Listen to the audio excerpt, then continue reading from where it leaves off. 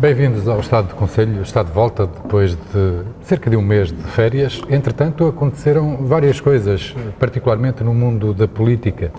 As eleições autárquicas continuam a dominar a agenda política e, entretanto, enquanto nós estivemos de férias, foram apresentadas as listas das 5 candidaturas à Câmara Municipal de Figueira da Foz. Este é um dos assuntos que vai preencher esta edição, que marca o regresso do Estado do Conselho. Bom dia. António Padrão, Vítor Guedes, as férias foram boas? Ótimas. Continuam. Continuam? Muito bem, então foram interrompidas agora para este Estado do Conselho. As listas do PSD, do PS, da CDU e do MRPP. O que é que as listas lhe dizem assim numa primeira análise? Vamos começar pelo PS, que é o partido que tem ainda o poder na Câmara da Figueira da Foz. Surpreendeu a lista? Não, eu penso que a lista estava... E também do Bloco de Esquerda. A lista do Partido Socialista foi divulgada, enfim, já há algum tempo, era do conhecimento público. É uma lista que traduz globalmente a sua característica maior, é de continuidade das mesmas personagens. Com o seguinte aspecto, a única expectativa que nos traz de novo é porventura o eventual desempenho que o João Portugal possa ter, em caso de vitória do Partido Socialista, será a expectativa que se possa ter relativamente à sua prestação política. De resto, penso que não surpreendeu. Uma lista de continuidade, 3 elementos que fazem parte do Executivo, sim, apenas 3. Sim, sem dúvida. A lista foi renovada. Pronto, temos que dar de barato que Isabel Cardoso já estava há algum tempo arredada do elenco, não é? Ou tudo levaria a crer que não integraria as listas. Eu não sei se as mudanças serão suficientes para deixarmos de afirmar que deixa de ser uma lista de continuidade. Penso que globalmente, naquilo que é mais, em que o elenco se apresenta como mais homogéneo, penso que representa alguma continuidade relativamente à lista anterior. E o PSD, que criou bastante expectativas relativamente à lista, que ia apresentar algo diferente, e também o próprio projeto da candidatura, o programa, que era algo completamente diferente. Sei que não será muito confortável para si falar do PSD, uma vez que é o seu partido e é a autarca do PSD, mas que comentários é que lhe merece a lista do PSD à Câmara? Olha, eu antes de lhe responder de modo mais direto, gostaria de fazer as seguintes matizações. Eu, de alguma forma, acompanhei de muito perto a elaboração das listas das últimas 3 eleições, ou seja, contando já com esta, os últimos 2 mandatos do Eduardo Silva, e em que acompanhei de uma forma muito próxima e acompanhei também a elaboração da lista de uma forma suficiente nesta candidatura do Miguel Almeida. Isto num contexto de que, enfim, trocamos impressões sobre, em determinados momentos-chave do desenvolvimento da campanha e da elaboração de listas, trocamos essas mesmas e partilhamos essas mesmas impressões. Enfim, o aspecto que é genérico e que é transversal a todos os partidos, não estamos a falar do PSD em particular, é que cada vez se torna mais difícil fazer uma lista. Quer dizer, os motivos são aqueles motivos que todos nós conhecemos, as funções políticas estão profundamente desvalorizadas. Hoje, a nível de quadros, a situação de crise em que o país se instalou, a situação com que vive, proporciona muito pouca mobilidade entre os seus quadros, ou seja, as pessoas, num momento determinado, poderiam até ter características e perfis para desempenhar funções de caráter político, no sentido de serviço público, dificilmente colocam os seus postos de trabalho suspensos a troco de algo que é a prazo. A tendência hoje é para segurar e manter o emprego e não é de forma fácil que acedem digamos, percursos que estão definidos. Isso para introduzir que a lista do PSD, que esperava mais da lista do PSD, é isso? Vamos ver. Isto para dizer que a lista do PSD foi a lista possível nestas circunstâncias. Circunstâncias que não todas são... as listas, todas as listas. É evidente, são as listas possíveis. Portanto, isso é transversal. Mas esperava mais da lista do PSD? Nós esperamos, vamos lá ver. Há aí um aspecto que importa salientar. Não tem... há uma metodologia para a elaboração de uma lista que não tem a ver só com os nomes em si. Sou-lhe franco, alguns dos nomes não conheço pessoalmente e não posso pronunciar excessivamente sobre isso. Mas há uma questão de base que, quando se elabora uma lista, se tem que definir. Eu estou a falar da lista para a Câmara, necessariamente. É que tipo de perfil? O perfil deve ser mais político ou mais técnico? Existe um ideal, desde o meu ponto de vista. E a minha opinião é a seguinte, o perfil dos elementos à Câmara deve ser eminentemente político, desde que esteja suportado com um apoio técnico diferenciado e de qualidade. Mas, António Padrão, essa é a retórica que se ouve muito nestas eleições autárquicas e é uma forma, provavelmente, dos partidos justificarem que não conseguiram fazer melhores listas, ou pelo menos com mais conteúdo político. Mas os políticos têm assessoria técnica na estrutura da Câmara. Sem dúvida que têm. Precisam de técnicos? Então, sem dúvida que têm. Um executivo tecnocrático ou um executivo político? Sem dúvida que tenha. Agora, você há de ver, qualquer Câmara tem, neste ou naquele departamento, eventuais fragilidades. Eu não estou a falar da Figueira em particular, é em geral, não é? Admito perfeitamente que, em algumas situações, sejam necessárias pessoas de perfil mais técnico se o departamento, enfim, em causa não for suficientemente, não der a assegurar um conjunto de garantias. Já entendemos o raciocínio. Vamos passar agora para o Vítor Guedes para ouvirmos a sua justiça sobre as listas do PS e do PSD. Já notaram, claro que sim, que hoje não temos aqui António Paredes, que por razões contrárias à sua vontade e à nossa também, não se juntou a este painel, o que lamentamos de facto porque seria um debate mais enriquecedor, porque teríamos aqui uma opinião também, e neste caso ligada ao Partido Socialista. Vítor Guedes, esta explicação do António Padrão de que é cada vez mais difícil constituir-se listas, aliás, estávamos a falar disso antes do início do programa, por um lado, e por outro, de que se um executivo se deve optar, deve ter uma componente mais política ou mais técnica, e esta última parte não é uma justificação da ausência de quadros políticos credíveis, ou pelo menos que queiram assumir esse papel de candidato, integrando uma lista? Claro que sim. Aliás, é sintomático a posição de António Padrão, que não ouvimos dizer que se identificava com esta lista do PSD. E andou a fazer aquele discurso redondo para, no fundo, justificar o injustificável. É que, de facto, todos nós figueirenses esperávamos mais pelas listas, quer do PSD, quer do Partido Socialista. Esta é a minha opinião e é aquilo que eu sinto, enquanto figueirense. Eu sou da sua opinião e eu acho que a componente técnica não é a componente que deve nortear a escolha de uma lista.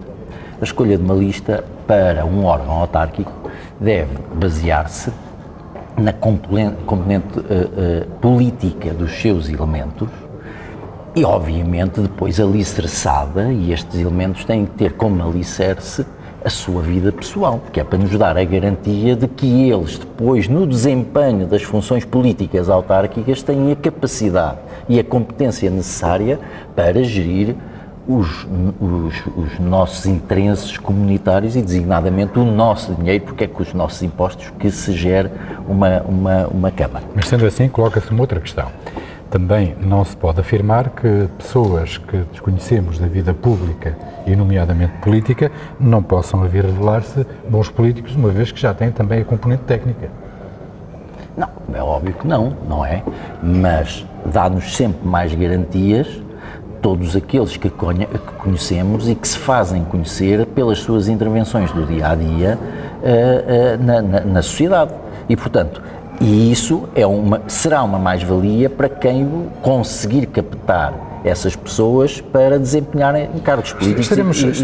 Estas eleições estarão a protagonizar uma mudança de paradigma relativamente às candidaturas nas eleições autárquicas, em que a componente política, a tendência, pelo menos está a ser essa, é personificada pelo líder, pelo cabeça de lista, e os restantes elementos, à exceção de um ou de outro, são eminentemente técnicos ou tecnocratas. Eu não sei, talvez seja, apesar disso, ser uma perversão. Isso pode ser uma perversão para todos nós. Um regime presidencialista elaborado já a partir da lista. Mas isso pode ser uma perversão para o nosso sistema político e até para os nossos interesses comunitários, porque centrarmos a escolha e bastarmos com uma lista porque confiamos no líder, para mim é demasiado redutor e perigoso.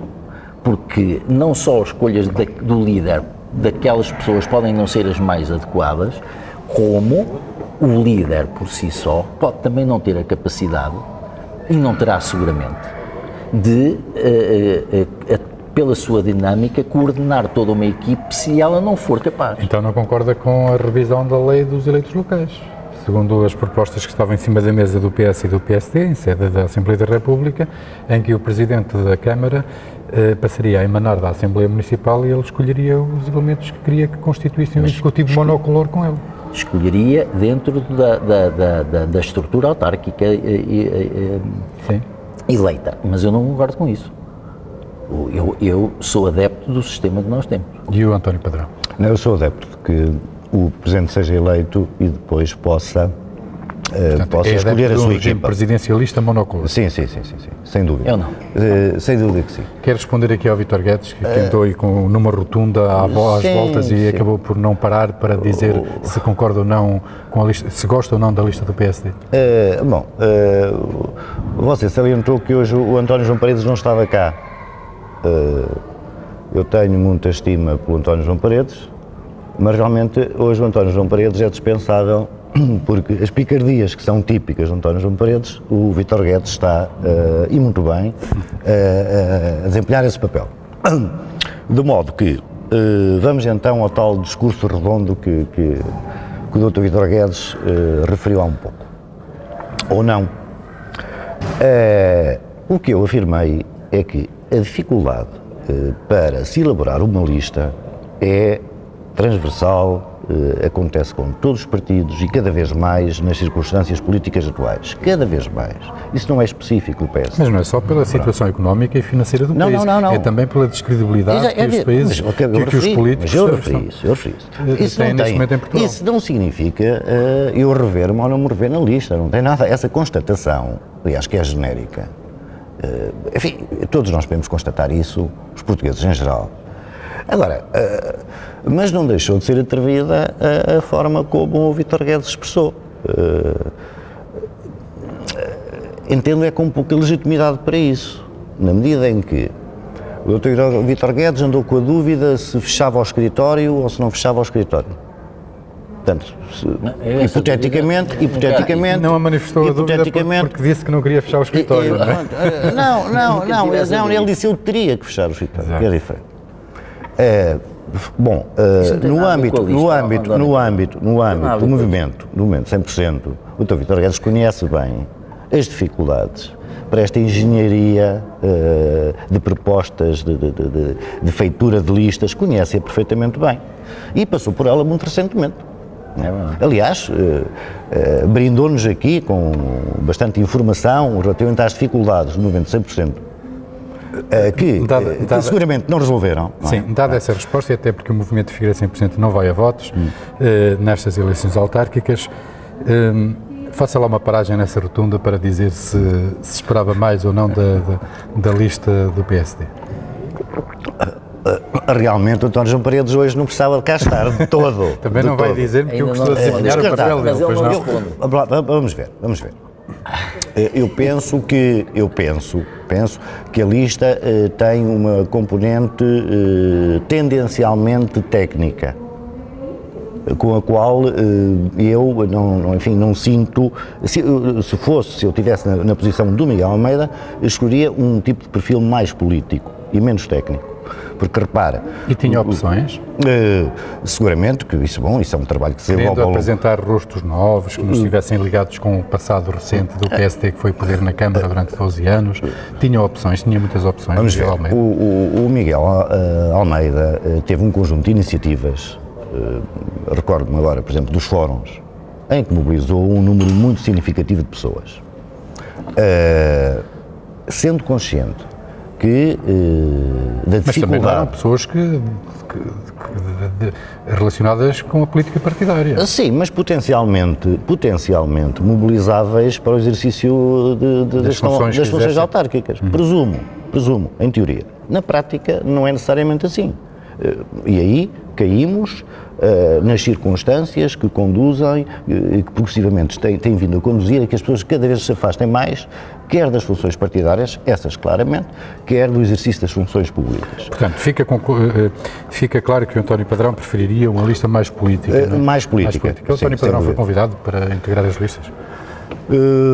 Eu fui convidado para integrar, sim, fui. E rejeitou? Não, vamos lá ver, não é assim. Vamos lá ver. Desta vez foi bastante objetivo, António Padrão, convenhamos. Foi a única vez que foi hoje. Vamos lá ver. Este processo de elaboração das listas, acompanhei-o. Eu e o Miguel Almeida sempre trocámos impressões de uma forma muito aberta, sempre partilhámos a informação e, como sabe, eu estou na Assembleia Municipal há 12 anos, penso que é a altura de pelo menos fazer um hiato. Então rejeitou porque foi convidado para continuar na Assembleia Municipal? Perdão? Rejeitou porque foi convidado para continuar na Assembleia Municipal? Eu não, desde o ponto de vista profissional, não tinha condições, nem tenho condições para exercer outro tipo de funções que não aquelas que tenho desempenhado na Assembleia Municipal. Pelo que, não tendo sido convidado para a variação, porque isso era uma questão que estava obviamente posta de parte, em circunstância nenhuma. Eu não tenho escritório, mas tenho outras atividades, de modo que não era possível. Portanto, ou continuava na Assembleia Municipal ou não continuava na Assembleia Municipal. Muito bem, então relativamente... Mas deixa-me só concluir. Sim. Eu penso que ao fim de 12 anos, e aquilo que transmiti ao Miguel, e digo com toda a abertura, é que devia haver uma forte renovação dos elementos da Assembleia Municipal. E essa renovação foi feita? Essa renovação foi parcialmente feita. Vamos então concluir este capítulo das listas. A CDU avança com António Baião, o MRPP avança com João Paz e o Bloco de Esquerda com Jorge Monteiro, aliás. Sem surpresas na CDU, porque continua o núcleo duro, digamos, da liderança local, da coordenação local. O Bloco de Esquerda, Rui Curado da Silva, optou por outra candidatura, a Buarcos. Por sua vez, o João Paulo Tomé mantém-se como candidato à Assembleia Municipal. Nada de novo, portanto, nessas três candidaturas. Acha que qualquer uma delas pode surpreender?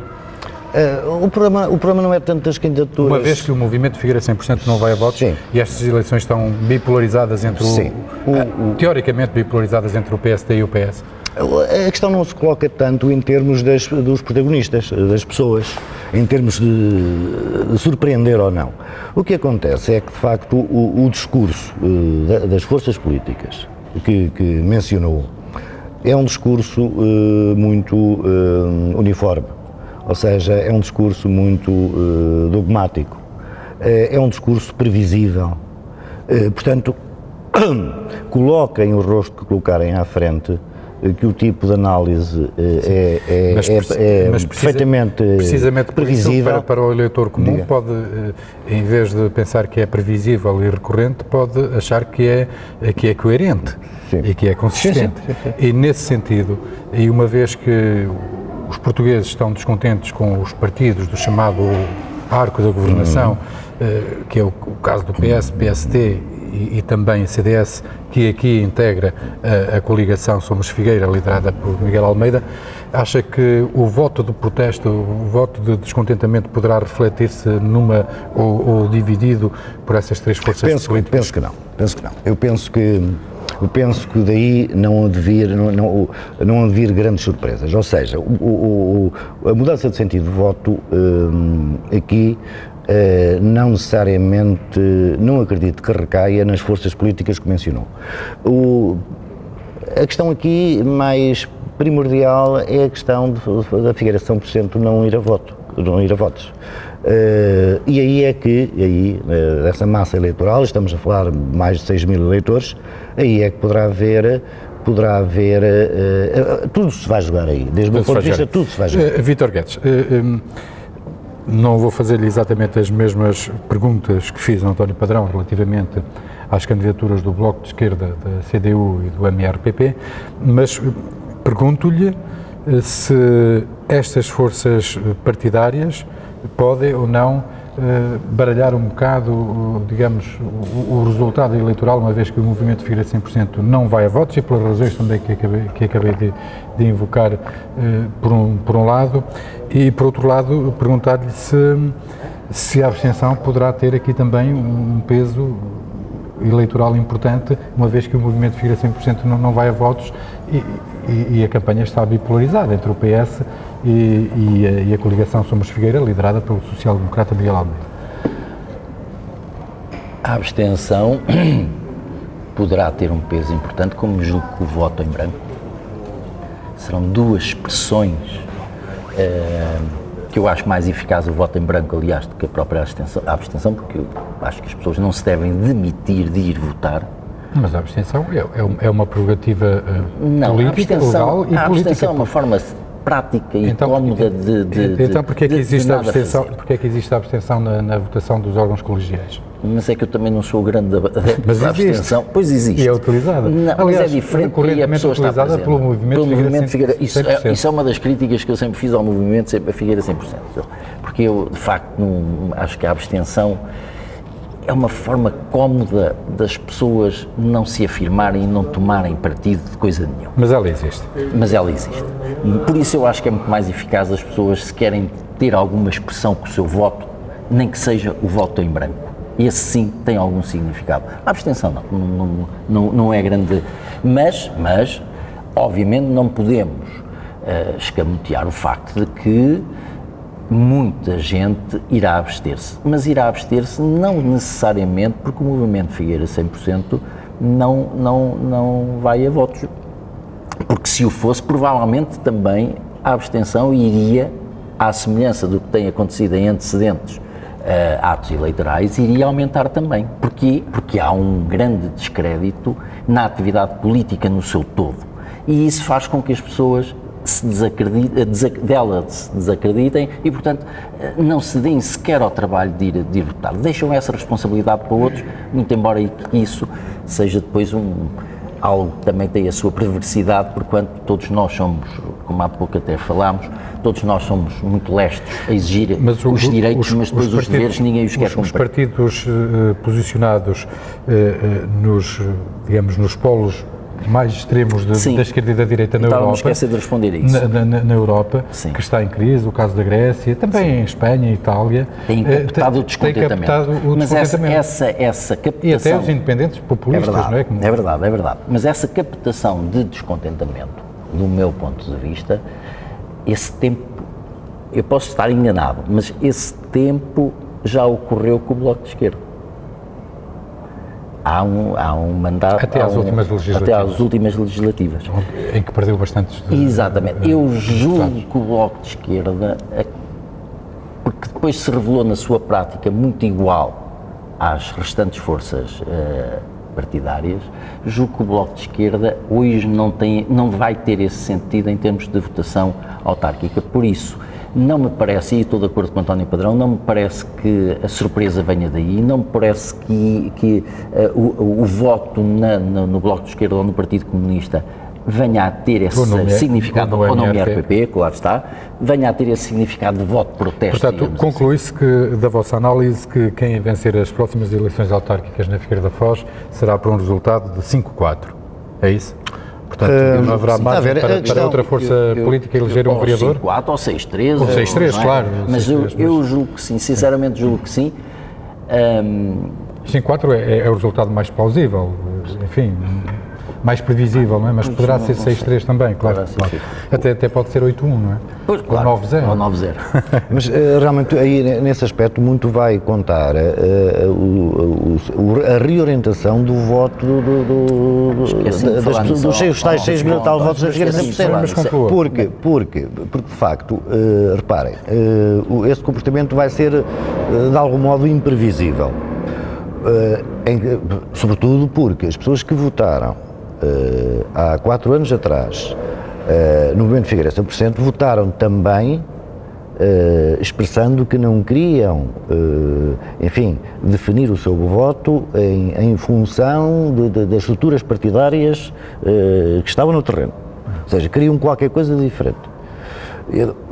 Não será fácil, 4 anos envolvidos, se essa foi a tomada de decisão há 4 anos, hoje acredito que não seja fácil para muitas dessas pessoas regressar ao voto da lógica partidária. No primeiro estado do Conselho, depois das eleições, estaremos aqui a analisar os resultados para ver se confirma se há a abstenção que ganha parte desse eleitorado ou as 3 forças partidárias que não pertencem ao arco. Realmente não vai ser um exercício difícil, não vai ser um exercício fácil para quem votou Figueira 100% há 4 anos atrás. Mas será certamente fácil fazer a análise. Daí ser imprevisível essa reorientação do voto. Vai para onde? Para a abstenção. O PSD tem possibilidades de recolher uma percentagem significativa desses votos. Não. O PS, o Partido Socialista terá essa possibilidade. Nem o PSD, nem o PS. Por isso, convém esclarecer que os votos não são dos partidos nem dos movimentos, os votos são dos eleitores, não é? Certo, mas há uma componente aí de personalização, ou seja, que tem a ver com o candidato. Esta captação ou recaptação de votos, do meu ponto de vista, fosse possível, também era necessário que estas listas nos tivessem surpreendido. Mas a conjuntura na altura... E as listas partidárias não nos surpreenderam. Mas a conjuntura na altura era outra e o movimento de Figueira 100% só poderia falar do seu eleitorado daqui a 4 anos se fosse a votos agora também, não é? Certo, mas Jota, eu não estou a ver o eleitor do movimento, que foi eleitor do movimento de Figueira 100%, não estou a ver a fazer um voto de protesto em termos de ir votar nas forças de esquerda para, ou mais à esquerda, eu não gosto desta designação, mas pronto, mais à esquerda para castigar, digamos, os partidos do arco de governação.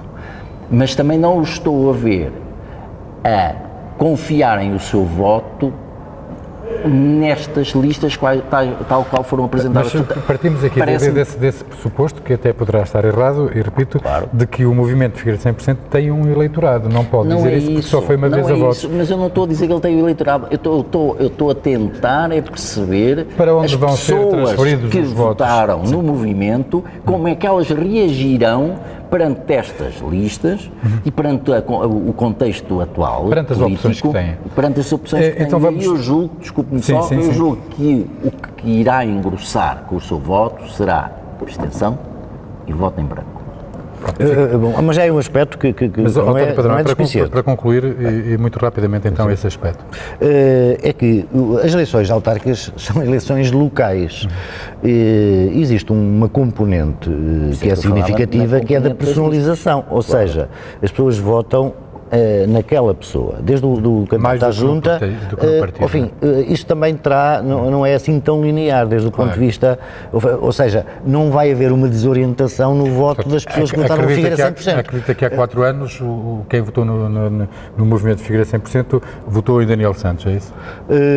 Acredito que há 4 anos quem votou seguramente, porque obtiveram 6 mil e tal votos. O que eu quero dizer é o seguinte, no candidato sim, penso que há uma componente de personalização grande nesse voto. Que é tradicional.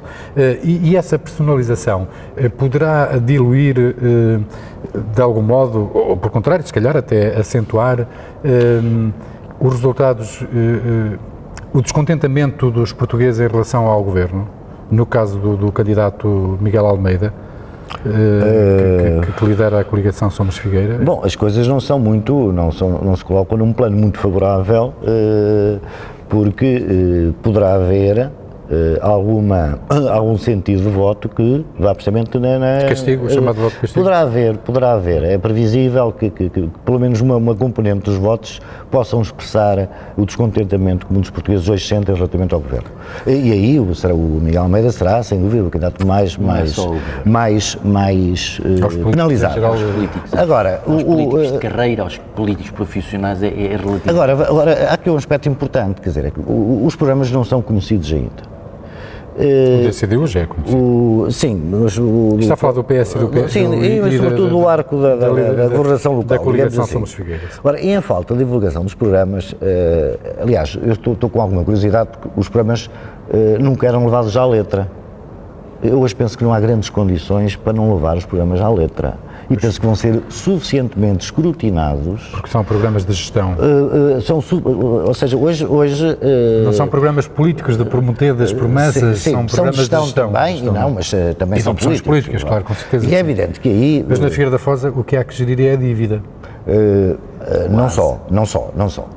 Expectativas. Não, há opções políticas claras, se vai num sentido mais de tónica, mais acentuadamente social, se não é. Sim, há um conjunto de opções políticas. Mas a margem de manobra para tomar essas medidas. E há, sobretudo, a margem é a seguinte: a margem pode vir do seguinte. Em primeiro lugar, tem que haver uma imaginação muito criativa para favorecer a Figueira no que diz respeito ao seu desenvolvimento.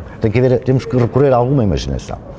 Há um aspecto importante cujos contornos não estão bem definidos, porque ainda não divulgados, suficientemente ligados, que tem a ver com o próximo quadro comunitário de apoio.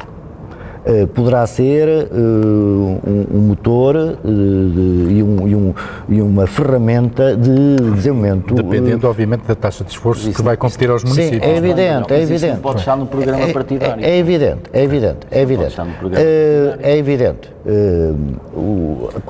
Portanto, ou seja, não sabemos como é que vem, o quadro comunitário de apoio, não conhecemos os regulamentos, não sabemos até que ponto as autarquias podem beneficiar ou não. Sim, mas isso será para depois para os orçamentos e as grandes opções do plano. E nós, porque temos o tempo a controlar-nos, temos de mudar de assunto e teremos mais estado do Conselho antes das eleições. Muito rapidamente, temos 5 minutos, aliás, para a discussão que segue, ou a análise que segue, sobre a regeneração urbana, as obras de regeneração urbana na zona envolvente Forte Santa Catarina e também junto ao Porto de Recreio.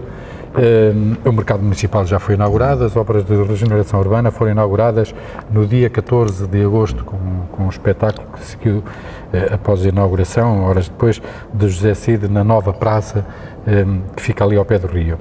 Vocês já visitaram certamente aquelas obras, o que é que o Vítor Guedes viu que lhe agradasse e que lhe desagradasse? Ouça, é conhecida a minha posição relativamente àquelas obras. Ou seja, eu acho que na conjuntura atual, vendo eu equipamentos camarários, concelhios, a degradarem-se todos os dias, acho que era por aí que nós devíamos andar, não a fazer obra nova sem reparar o que temos, o nosso património. Mas pronto, Mas isso tirando essa poderia não questão, ter fundos tirando essa comunitários, questão, não sei se tem, mas as obras alguns foram fundos financiadas sempre a foram 100%. livres, não foram a 100%, porque houve verbas Do turismo que foram canalizadas para lá. poderiam ter sido canalizadas para recuperar património que não temos, ao serviço também do turismo. Farto-me falar nisto, designadamente todos aqueles campos que estão ali na praia. Mas pronto, sabemos que aquelas obras para Vítor Guedes não eram prioritárias, de facto. Mas é inegável, já que estão feitas, é inegável que enriqueceram aquela zona. Tenho algum receio daquele polo mais junto ao rio, a dinamização daquele polo, tenho algum receio daquilo, tenho algum receio que seja uma segunda Praça da Europa, ou seja, um espaço grande, bonito, mas que não é utilizado, que não é usufruído. Sim, mais escondido, portanto até mais propenso a não ser problemático, mais problemático. Tenho algum receio disso, mas isso cabe, obviamente, à Câmara saber dinamizar aquele espaço, porque tem potencialidades enormes para o efeito, mas tenho algum receio disso. Agora, globalmente, eu gosto da obra, não tenho nada a dizer. E gosta de ver as pessoas a tomarem banho no... Não, isso não gosto e não entendo. Não entendo. Mas as pessoas... acontece em toda a Europa. Está bem, mas nas grandes causa-me alguma europeias. perturbação. Mas perturba-me de alguma forma. Mas, ou seja, Vítor Guedes é not in my backyard? Podem fazer em qualquer sítio, menos no seu quintal? Não, eu não lhe defendo que se faça isso fora do meu quintal, nem no meu quintal, ou seja, não entendo muito bem. Se as pessoas querem tomar banho, têm o mar, não têm que se porem as crianças ali. Ali não estão em risco. Mas não é uma E é um questão, espaço público, aquilo não é uma acha piscina. que os espaços públicos devem ser usufruídos? Não assim, sinceramente não assim, porque há uma questão de saúde pública, aquilo não tem águas próprias, nem preparadas, nem aquilo está preparado seguramente para a regeneração da água que é própria das piscinas, e porque aquilo não é uma piscina. E, portanto, mas tem de haver uma oxigenização da água para não aquilo não é uma piscina. Se não é uma piscina, as pessoas não têm nada que se enfiar lá, tomar banho, porque não só acabam por... A água vai se sujando e até a própria saúde pública pode, e das crianças que se lá colocam, pode não ser, pode estar em causa. Portanto, não me parece de facto... Globalmente, e para concluir... a nota é positiva para o resultado das obras de regeneração Aí eu urbana? tenho que dar os parabéns ao engenheiro Duarte Silva, que foi ele o promotor daquela obra.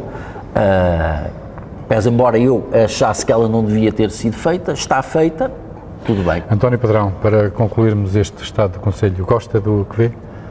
Eu penso que a cidade enriqueceu, valorizou aquela zona, valorizou aquele espaço. É evidente que há algum outro aspecto, nomeadamente o que o Vítor acabou de referir, lá do banho, etc., que é discutível, é bastante discutível, e aí comungo da opinião do Vítor Guedes. Valorizou aquela zona, enriqueceu aquela zona. É uma zona de entrada para a avenida. É uma zona que é uma zona nobre. António, deixa-me só interromper. Não estou. É que não estivéssemos nós na conjuntura de dificuldades, eu enaltecia por completo aquela obra, atenção. Está a ver? Portanto, é só, a minha reserva é só essa. Agora, com a taxa... devia ter sido canalizado para outras seria, e acho o seguinte, ao contrário do Vítor Guedes, e penso que já tivemos ocasião no programa atrás de focar isso também, tendo em conta a taxa de esforço que foi requerida ao município, eu penso que, independentemente são coisas diferentes, as questões de manutenção do parque, do equipamento, etc. Deteriora todos os dias. Mas com um projeto aprovado, que inicialmente, salvo erro, eram 10 milhões de euros, terá ficado em algo menos, em 8 milhões. O mercado e o mercado, em 8 milhões, ficou em 8 milhões, não é? Com uma taxa... Eu não estou a falar no mercado, António, eu só falo naquela parte de envolvente do Sim, mas com esse projeto apoiado, sobretudo com a intensidade do apoio obtido junto do programa europeu que o financiou, implica, de facto, uma taxa de esforço que, por parte das finanças municipais, que justifica o esforço. Ou seja, penso que não se podia perder essa oportunidade, não se podia de forma nenhuma. Acho que a cidade ganhou muito com isso. Nós não podemos perder a oportunidade de nos despedirmos desta edição do Estado do Conselho, prometendo que regressamos em breve, esperemos, que com o painel completo, ou seja, com António Padrão, Vítor Guedes e António Paredes.